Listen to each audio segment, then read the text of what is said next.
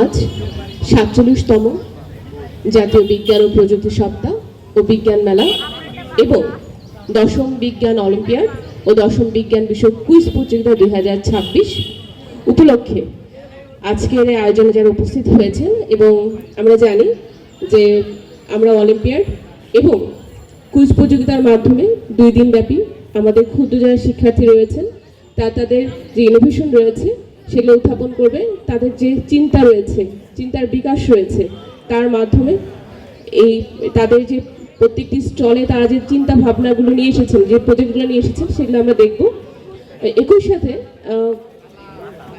আসলে আমরা সকলেই জানি যে আমাদের এই দেশটা এবং আমাদের এই সমাজটা এগিয়ে যাবে কখন, যখন আমাদের এই ছেলে মেয়েগুলো রয়েছে তাদের ভিতরে বিজ্ঞান মনস্ক বিজ্ঞানী হওয়ার যদি ইচ্ছা জাগে। যদি না জাগে তাহলে কিন্তু এই সমাজ এবং এই দেশ পরিবর্তন ঘটবে না। আমরা জানি যে আমাদের দেশ এবং সমাজ এবং এই পৃথিবীকে বদলে দিয়েছে বিজ্ঞানীরা। আমরা যদি টমাস আলভা এডিসনের নাম শুনেছি, আমরা বাংলাদেশে একজন বিজ্ঞানীর নাম তোমরা বলতে পারবে? আমরা কিন্তু সবাই জানি স্যার জগদীশ চন্দ্র বসুর কথা। বিদ্যুৎ ছিল না, কারো হাত ধরে বিদ্যুৎ এসেছে, বিদ্যুতের পরে সমাজের এক ধরনের পরিবর্তন এসেছে। একসময় কম্পিউটার ছিল না, আমাদের এখন কম্পিউটার হয়েছে।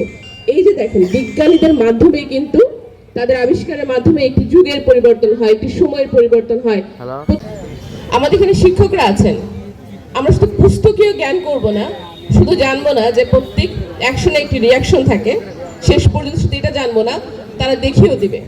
আমরা জানবো যে কোন সময়ে আমাদের বিজ্ঞানের যে আবিষ্কারগুলো হয়েছিল কিভাবে হয়েছিল, কার হাত ধরে হয়েছিল, এবং সেগুলো পরিবর্তন যে ঘটছে কিভাবে ঘটছে, আমরা সেগুলো প্র্যাকটিক্যালি জানবো। আমাদের শিক্ষক যারা আছেন, আমি তাদেরকে অনুরোধ জানাবো যে আমাদের শিক্ষার্থীদের এই বিজ্ঞানের বিষয়ে যত বিষয়গুলো আছে তারা সেটা প্র্যাকটিক্যালি শিখাবে, তাদের ভিতরে অনুসন্ধান করার এবং সেটাকে জানার আগ্রহ করে তুলবে।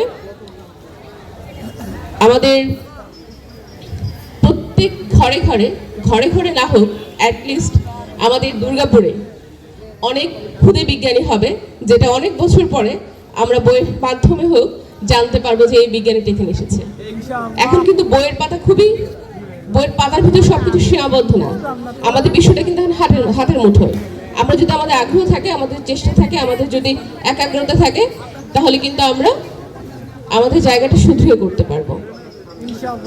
সকলের ভিতরে বিজ্ঞান মনস্ক চিন্তা ভাবনা উদয় হোক, সকলের ভিতরে এই দৃঢ় প্রত্যয় থাকুক।